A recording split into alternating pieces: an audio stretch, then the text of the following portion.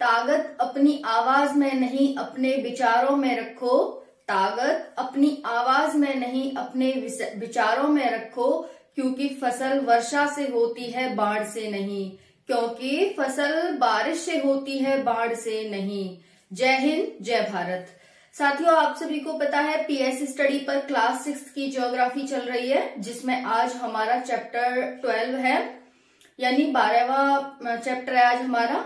मैंने last class में आपसे क्वेश्चन पूछा था कि मेस्टीजो प्रजाति किन दो लोगों के मिश्रण से बनती है।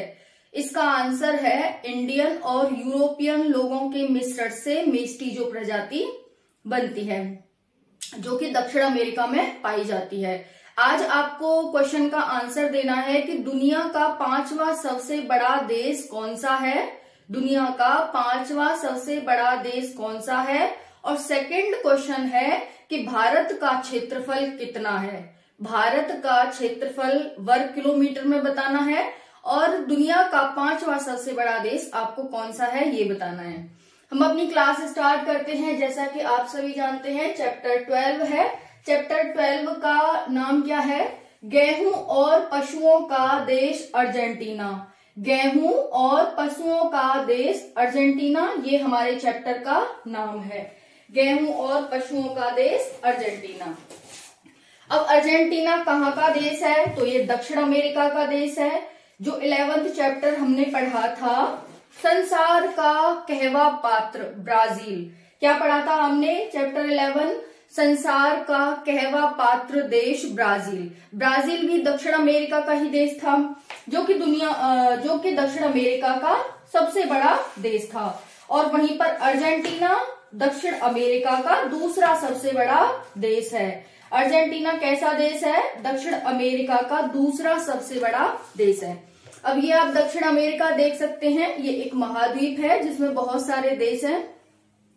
लास्ट क्लास में हमने कहवा पात्र ब्राजील पढ़ा था, जो कि संसार का कहवा पात्र था। यहाँ पर दुनिया का सबसे ज्यादा कहवा का उत्पादन होता है ब्राजील में, और ये इसका सबसे बड़ा देश था। और मैंने ये भी बताया था कि ये दुनिया का 5वां सबसे बड़ा देश है।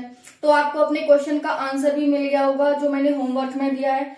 अब ये 5वां इसका सबसे बड़ा देश हो गया, 5वां सबसे बड़ा देश दुनिया का हो गया, और दक्षिण अमेरिका का पहला सबसे बड़ा देश हो गया। ये दूसरा सबसे बड़ा देश दक्षिण अमेरिका का अर्जेंटीना है, जिसके बारे में आज हम पढ़ने वाले हैं। तो अर्जेंटीना आपको कुछ इस तरह से यहाँ पर दिखाई दे रहा है। इसे हम बनाने की कोशिश करते हैं दक्षिण अर्जेंटीना को।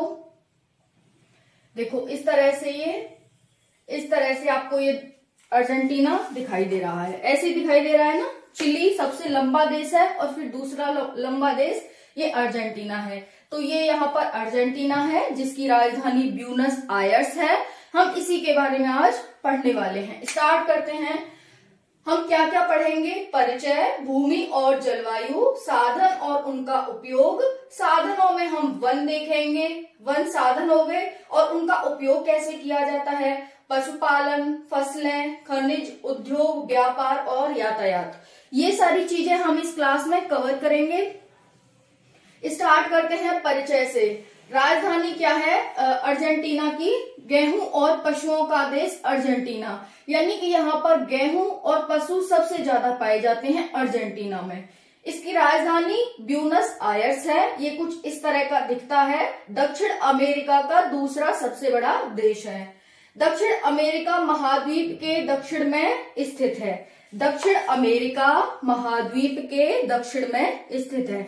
हमने लास्ट क्लास में भी दिशाओं का ज्ञान किया था कि हमें एक ऐसे परपेंडिकुलर लाइन खींचनी है, हमें एक हॉरिजॉन्टल लाइन खींचनी है, फिर हमें राइट हैंड की साइड पूरब लिखना है, लेफ्ट हैंड की साइड पश्चिम लिखना है, सर की साइड उत्तर लिखना है और पैरों की साइड दक्षिण लिखना है। किसी भी दिशा में आप बैठे हो, रीजनिंग का, मैथ का, किसी का भी क्वेश्चन करें, आपको ये दिशाएं ध्यान रखनी है बस। चाहे आप ऐसे किसी भी दिशा में बैठे हो, ये नहीं है कि आप इस दिशा में बैठे हो तो आपके लेफ्ट हैंड की साइड पूरब हो जाएगा, ऐसा नहीं है। हमेशा ही आपको अपने राइट हैंड की साइड पूरब मानना है। तो पूरब आपके राइट हैंड की साइड, पश्चिम आपके लेफ्ट हैंड की साइड, उत्तर आपके सर की साइड और दक्षिण आपके पैरों की साइड। ये हमारी दिशाओं का ज्ञान है। और जब भी आप उत्तर पूर्व दिशा सुनते होंगे, इसका मतलब ये उत्तर दिशा है, ये पूर्व दिशा है, इसके बीच का जो क्षेत्र है वो उत्तर पूर्व दिशा में आता है। वैसे आप दक्षिण पूर्व दिशा सुनते होंगे तो दक्षिण और पूर्व के बीच की जो भी जगह है ये सारी दक्षिण पूर्व दिशा में आती है। सेम ऐसे ही पश्चिम दक्षिण हो जाएगा, सेम ऐसे ही उत्तर पश्चिम हो जाएगा। तो यहाँ पर ये आप देख सकते हैं, दिशाओं का ज्ञान आप यहाँ से कर सकते हैं। तो दक्षिण अमेरिका महाद्वीप के दक्षिण में स्थित है अर्जेंटीना। दूसरा बड़ा देश है इसका, पहला बड़ा देश दक्षिण अमेरिका का ब्राजील और दूसरा बड़ा देश अर्जेंटीना। इसकी समृद्धि का कारण क्या है, यानी ये एक समृद्ध देश है, तो इसकी समृद्धि का कारण क्या है? इसकी समृद्धि का कारण है उत्तम घास भूमि, जिसका नाम पंपास है। इसकी उत्तमता का, इसकी समृद्धि का मुख्य कारण क्या है? इसकी जो समृद्धि का कारण है वो है उत्तम घास भूमि, जिसका नाम है पंपास। पंपास एक स्पेन शब्द है, स्पेन देश का ये एक शब्द है जिसका अर्थ होता है विस्तृत मैदान। विस्तृत मैदान इसका अर्थ होता है। कभी आपसे पूछ लिया जाए कि पंपास नामक जो शब्द है इसका अर्थ क्या होता है, तो इसका अर्थ होता है विस्तृत मैदान। ये विस्तृत मैदान जहां पर ये पंपास घास भूमि पाई जाती है वहां की मिट्टी बहुत ज्यादा उपजाऊ होती है, यानी दुनिया की सबसे ज्यादा उपजाऊ मिट्टी पंपास घास भूमियों की होती है, जहां पर न तो कंकड़ होते हैं और न पत्थर होते हैं, वो एक अच्छी मिट्टी होती है। तो आपको ये ध्यान रखना है यहाँ पर कि समृद्धि का कारण उत्तम घास भूमि है, जिसे पंपास नाम से जाना जाता है। पंपास स्पेन शब्द है एक, इसका अर्थ विस्तृत मैदान होता है। और जो भी ये उत्तम घास भूमि है ये बहुत ज्यादा उपजाऊ है, इसमें कंकड़ पत्थर नहीं पाए जाते हैं। अब हम नेक्स्ट देखते हैं, ये भारत के क्षेत्रफल का 4/5 भाग पर विस्तृत है। भारत के क्षेत्रफल के 4/5 भाग पर विस्तृत है। क्या विस्तृत है? ये अर्जेंटीना, यानी कि भारत से थोड़ा ही छोटा है, हम लगा लें तो एक भाग छोटा है, बाकी ये इसी के बराबर का है, भारत के बराबर का है। ओके, तो यहाँ पर आप देख सकते हैं। अब हमारा है भूमि और जलवायु, यहाँ की भूमि कैसी है और यहाँ की जलवायु कैसी है, अब हम ये देखेंगे। तो परिचय आप सभी को क्लियर हो गया। परिचय में आपको ध्यान रखना है, राजधानी ब्यूनस आयर्स, दक्षिण अमेरिका महाद्वीप के दक्षिण में स्थित है, दूसरा बड़ा देश है, समृद्धि का कारण उत्तम घास भूमि है, जिसे पंपास नाम से जाना जाता है। और जो भी मैंने पंपास के बारे में बताया वो आप सभी को ध्यान रखना है। भारत के क्षेत्रफल का 4/5 भाग के बराबर इसका क्षेत्रफल है। अब हम भूमि और जलवायु देखते हैं कि यहाँ की भूमि कैसी है और जलवायु कैसी है। तो भूमि देखते हैं पहले। निम्न भूमि प्रदेश है, ये अर्जेंटीना कैसा प्रदेश है? निम्न भूमि प्रदेश है, यानी यहाँ की जो भूमि है वो निम्न है, नीची है। एंडीज पर्वत के पूर्व में स्थित है। अब हमने उस दिन पढ़ा था कि एंडीज पर्वतमाला कहाँ से आ रही है, यहाँ पर कैरेबियन सी है और यहाँ से लेकर के इस तरह से फैली हुई नीचे तक जा रही है, यानी उत्तर से दक्षिण तक फैली हुई है। अब ये कह रहा है अर्जेंटीना कहाँ स्थित है, आप मुझे बताएं।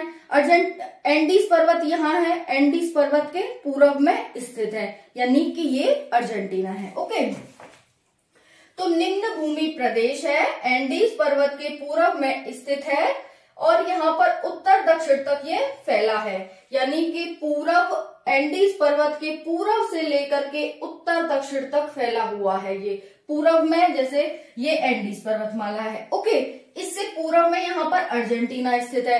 अर्जेंटीना ये कह रहा है कि उत्तर से दक्षिण तक ऐसे फैला हुआ है। अब क्लियर हो गया? तो इस तरह आप देख सकते हैं यहाँ पर। फिर उसके बाद कह रहा है कि जो उत्तरी भाग है इसके निम्न भूमि प्रदेश के भाग में ग्रांड चाको की दलदली भूमि, जिसे शीतोष्ण वन प्रदेश के नाम से जाना जाता है। निम्न भूमि प्रदेश के उत्तर दक्षिण भाग में ग्रांड चाको की दलदली भूमि है, जिसे निम्न भूमि शीतोष्ण वन प्रदेश के नाम से जाना जाता है। निम्न भूमि यानी नीची भूमि, शीतोष्ण का मतलब यहाँ पर ठंडक होती है। और ठंडक क्यों होती है आप सभी जानते हैं, क्योंकि यहाँ पर महासागर है। महासागर होने की वजह से यहाँ ठंडी ठंडी पवनें चलती हैं और ये यहाँ के टेम्परेचर को सामान्य बनाकर रखती हैं, जिससे कि यहाँ पर ना तो गर्मी ज्यादा हो पाती है और ना ही ज्यादा ठंडी हो पाती है। तो इसीलिए यहाँ पर निम्न भूमि शीतोष्ण वन प्रदेश पाए जाते हैं। एंडीज पर्वत के ऊंचे पर्वत अर्जेंटीना व चिली के मध्य सीमा बनाते हैं। एंडीज जो हमारी पर्वतमाला है उसके जो ऊंचे पर्वत हैं वो अर्जेंटीना व चिली के मध्य सीमा बनाते हैं। अर्जेंटीना यहाँ पर है और चिली कहाँ पर है, अर्जेंटीना ये रहा, चिली ये रहा, इन दोनों के मध्य जो भी इसके एंडीज पर्वतमाला के ऊंचे ऊंचे पर्वत हैं वो इन दोनों के मध्य सीमा बनाते हैं। इतना क्लियर। फिर है अनेक शिखर हैं इस एंडीज पर्वतमाला में, जिसमें से एंकाकागुआ सबसे ऊंचा पर्वत है एंडीज पर्वतमाला का। हमने लास्ट क्लास में हमने आपसे क्वेश्चन भी पूछा था कि दुनिया का सबसे ऊंचा पर्वतमाला हमारी हिमालय की पर्वतमाला है, सबसे बड़ी पर्वतमाला, और दूसरी सबसे बड़ी पर्वतमाला कौन सी है मैंने आपसे पूछा था। इसका आंसर क्या है, एंडीज पर्वतमाला में स्थित एंकाकागुआ पर्वत है वो दुनिया का सबसे ऊंचा पर्वत है, दुनिया का दूसरा सबसे ऊंचा पर्वत है। तो यहाँ पर आप देख सकते हैं एंडीज के ऊंचे पर्वत अर्जेंटीना व चिली के मध्य सीमा बनाते हैं और एंडीज में अनेक ऊंचे शिखर हैं, जिसमें से एंकाकागुआ इसका सबसे ऊंचा शिखर है। अब हम इसकी जलवायु के बारे में पढ़ते हैं कि इसकी जलवायु कैसी है। ओके, तो जलवायु इसकी शीतोष्ण है। मैंने बताया यहाँ पर शीतोष्ण वन प्रदेश पाए जाते हैं, क्योंकि सागर के किनारे स्थित है तो ठंडी पवनें इसके मौसम को ज्यादा गर्म नहीं होने देती हैं। तो शीतोष्ण जलवायु है यहाँ की।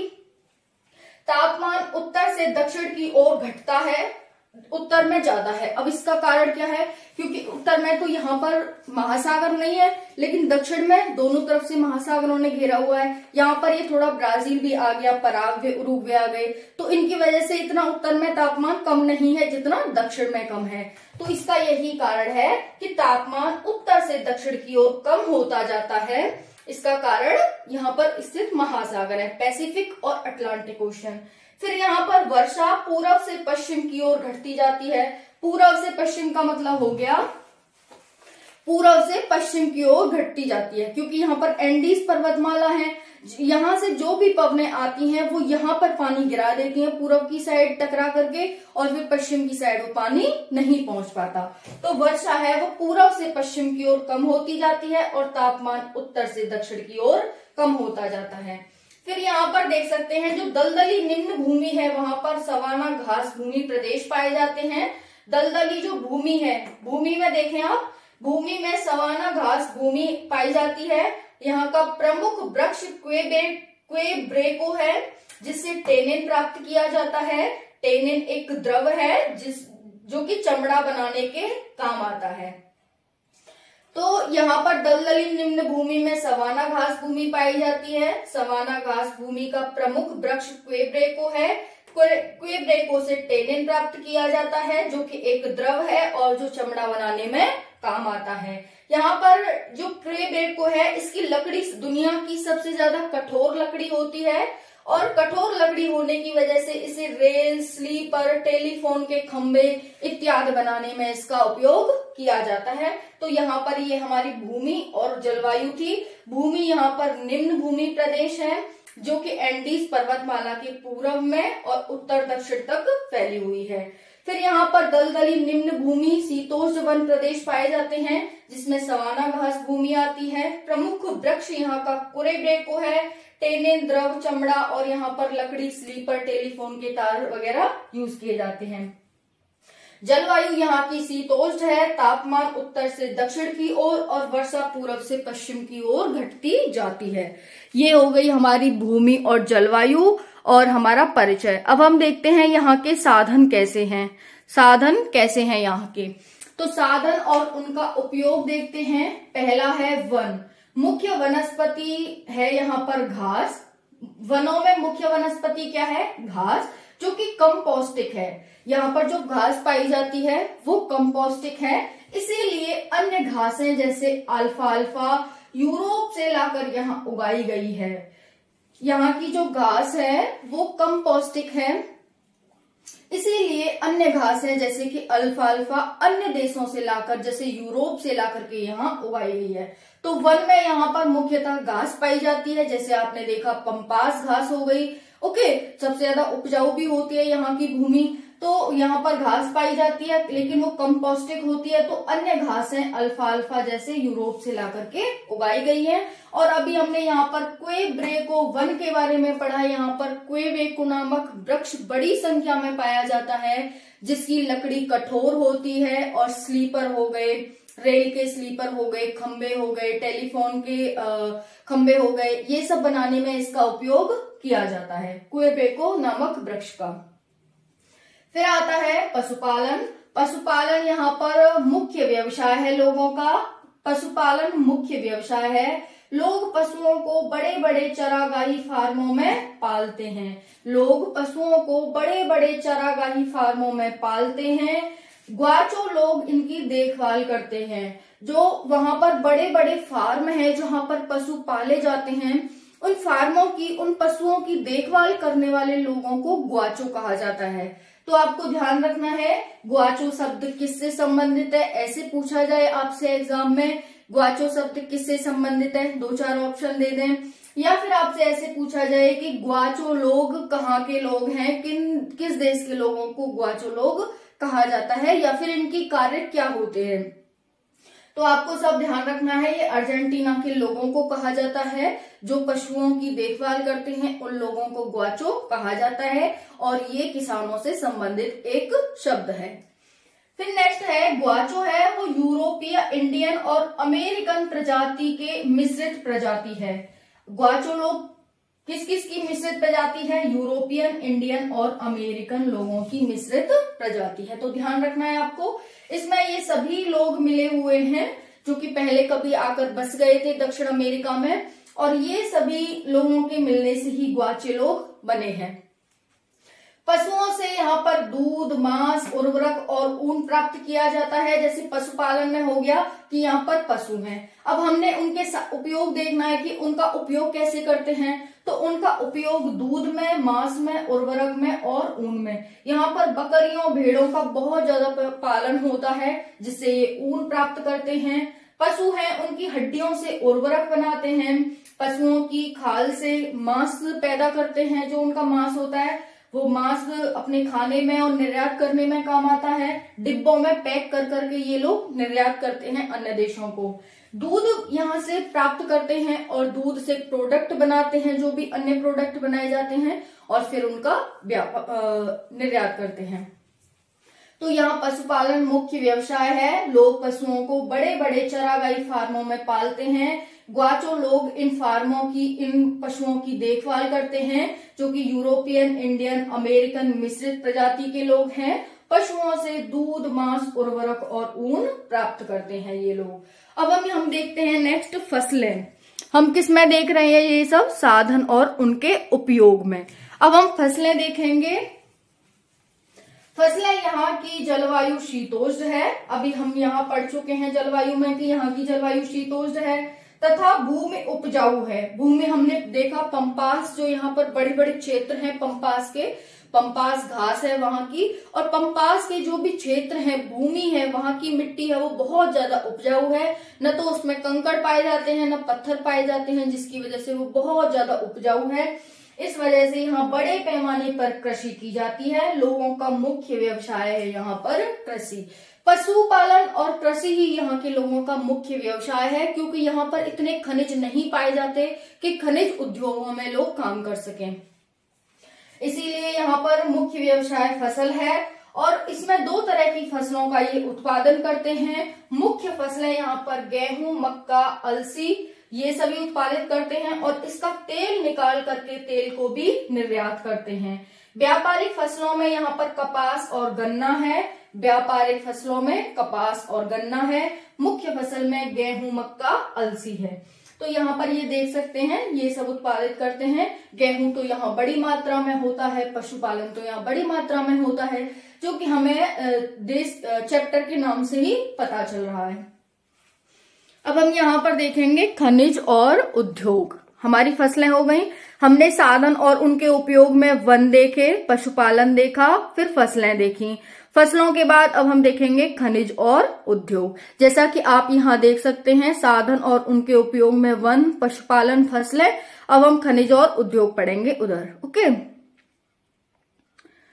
तो देखते हैं खनिज और उद्योग। यहाँ पर खनिज कम पाए जाते हैं, देख सकते हैं खनिजों की संख्या यहाँ पर कम है। खनिज तेल महत्वपूर्ण संपदा है। यहाँ पर जो खनिज में तेल निकाला जाता है, तेल परिष्करण यानी कि नीचे से जो तेल निकाला जाता है, वो यहाँ पर इन लोगों की महत्वपूर्ण संपदा है। यहाँ की अर्थव्यवस्था का मुख्य साधन है तेल, क्योंकि खनिज तो यहाँ पर कम है।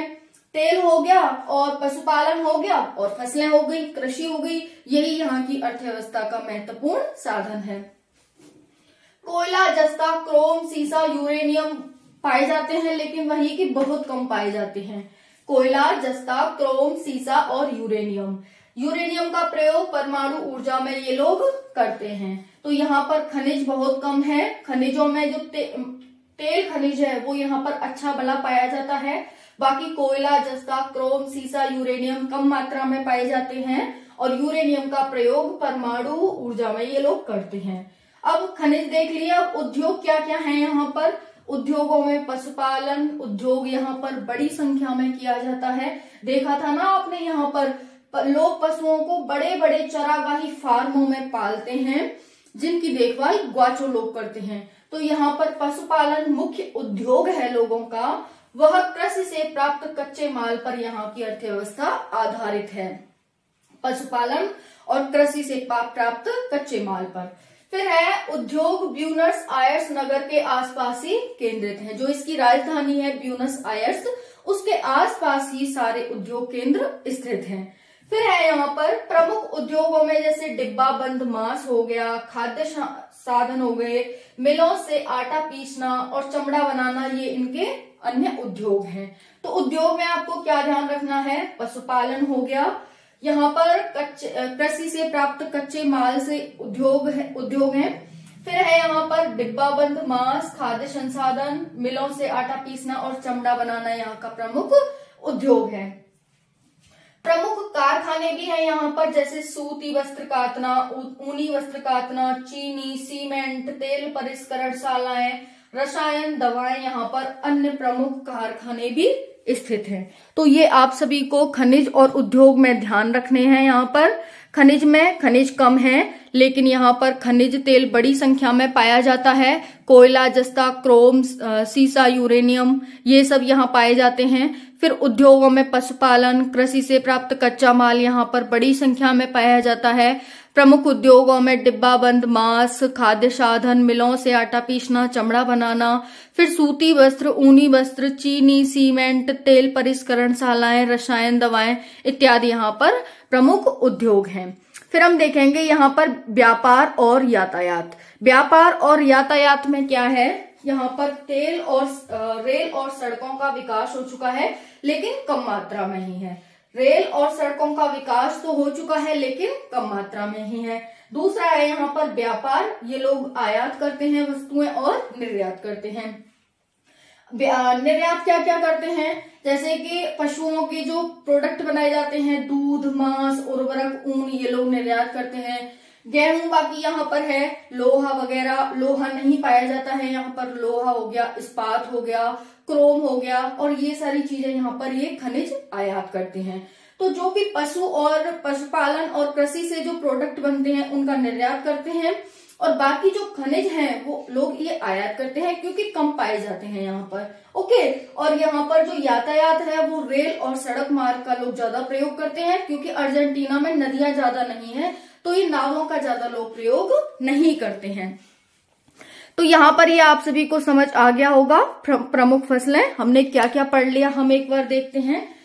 आज हमने पढ़ा था चैप्टर नंबर 12, जिसका नाम है गेहूं और पशुओं का देश अर्जेंटीना। अर्जेंटीना की राजधानी ब्यूनस आयर्स है, दक्षिण अमेरिका महाद्वीप का देश है। दूसरा बड़ा देश है ये दक्षिण अमेरिका महाद्वीप का, और दक्षिण अमेरिका महाद्वीप के दक्षिण में स्थित है। समृद्धि का कारण उत्तम घास भूमि है, जिसे पंपास के नाम से जाना जाता है। भारत के क्षेत्रफल का 4/5 भाग के ये बराबर है। भूमि और जलवायु में यहाँ पर निम्न भूमि प्रदेश हैं। एंडीज पर्वतमाला के पूर्व से लेकर के उत्तर दक्षिण तक ये फैले हुए हैं। उत्तरी भाग में ग्राम चाको की दलदली भूमि है, जिसे निम्न भूमि शीतोष्ण वन प्रदेश पाए जाते हैं, और इन्हीं प्रदेशों में सवाना घास भूमि पाई जाती है, जहां पर कुरेब्रेको नामक वृक्ष पाया जाता है। इससे टेनिन और कठोर लकड़ी प्राप्त की जाती है, जो अन्य कार्यों में उसे यूज किया जाता है। फिर यहाँ की जलवायु शीतोष्ण है, तापमान उत्तर से दक्षिण और वर्षा पूर्व से पश्चिम घटती जाती है। साधन और उनका उपयोग यहाँ पर वन पाए जाते हैं, लेकिन वनों में मुख्यतः घास पाई जाती है जो कि कम पौष्टिक है। अन्य घासें अन्य देशों से लाकर यहाँ उगाई गई हैं। पशुपालन यहाँ का मुख्य व्यवसाय है। लोग बड़े बड़े फार्मों में पशुपालन करते हैं और वहाँ के जो पशुओं की देखभाल करते हैं उन्हें ग्वाचो लोग कहते हैं। पशुओं में दूध, मांस, उर्वरक और ऊन पशुओं से प्राप्त करते हैं। यहाँ का मुख्य व्यवसाय फसल है। क्योंकि जलवायु शीतोष्ण है और भूमि उपजाऊ है, इसीलिए बड़े पैमाने पर लोग कृषि करते हैं। मुख्य फसलें गेहूं, मक्का, अलसी हैं और व्यापारिक फसलें कपास और गन्ना है। खनिज और उद्योग देखें, खनिज कम पाए जाते हैं, लेकिन तेल खनिज है वो बड़ी मात्रा में पाया जाता है। उसे व्यापार करते हैं लोग, उसे निर्यात करते हैं। कोयला जैसा क्रोम, सीसा, यूरेनियम ये लोग कम मात्रा में पाए जाते हैं। उद्योग पशुपालन है यहाँ पर, और कृषि से प्राप्त कच्चे माल यहाँ के उद्योग हैं। डिब्बा बंद मांस, खाद्य साधन, मिलों से आटा पीसना, चमड़ा बनाना। प्रमुख कारखाने सूती, ऊनी, चीनी, सीमेंट, तेल परिष्करणशालाएं और रसायन और दवाइयां की प्रमुख ये उद्योग है। ये सभी प्रमुख कारखाने और उद्योग में आ जाएंगे। तो इस तरह से आप जब भी 6th 7th किसी का भी क्वेश्चन लिखें तो इस तरह से ही आपको भूमिका ये बनानी है। तो आपको जो मैंने क्वेश्चन पूछे हैं उसका आंसर आपको कमेंट सेक्शन में देना है। पीडीएफ आपको टेलीग्राम पर मिल जाएगी। जय हिंद, जय भारत।